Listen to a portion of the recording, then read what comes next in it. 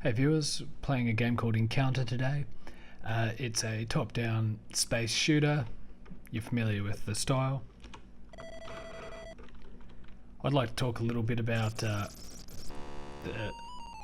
how games have come full circle, in the sense that around this time in the early 80s you could see huge amounts of titles being made and put out by one single person just in their bedroom, you know, who was playing and creating games as a hobby.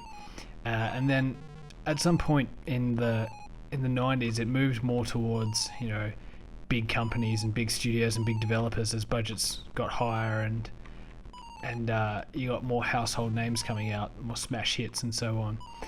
And then in recent times we've gone back to more of a trend of you know, single developers with a stellar idea making a smash hit game. You've got things like Minecraft and, you know, indie games on Steam and that sort of thing. I just think it's really neat that we've come back around to that again. So I'll explain this game a little bit too. The ship at the bottom is you as the player. The blue circles floating around are aliens of some sort, UFOs, and you got to shoot them down. They're shooting back at you. And the little grey things that look like rubber ducks are asteroids that you have to dodge.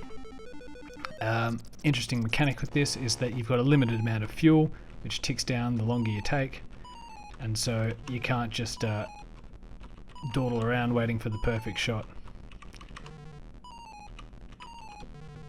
Now, some of the programming in this is not the best, which, yeah, I mean, that's what you get when you got a hobbyist making your game, I suppose.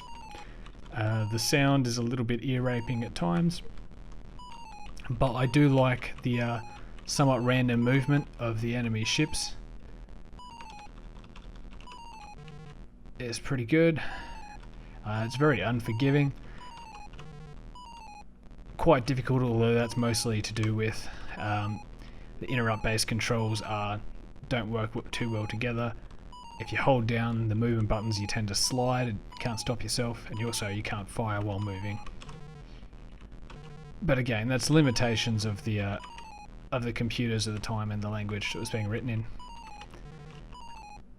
If you clear out all the enemies, you get on to the next phase. I haven't got particularly far because I'm not very good at this. It does take a little bit of precision to get the shot off in between the enemy bullets and the asteroids, and dodging around and so on.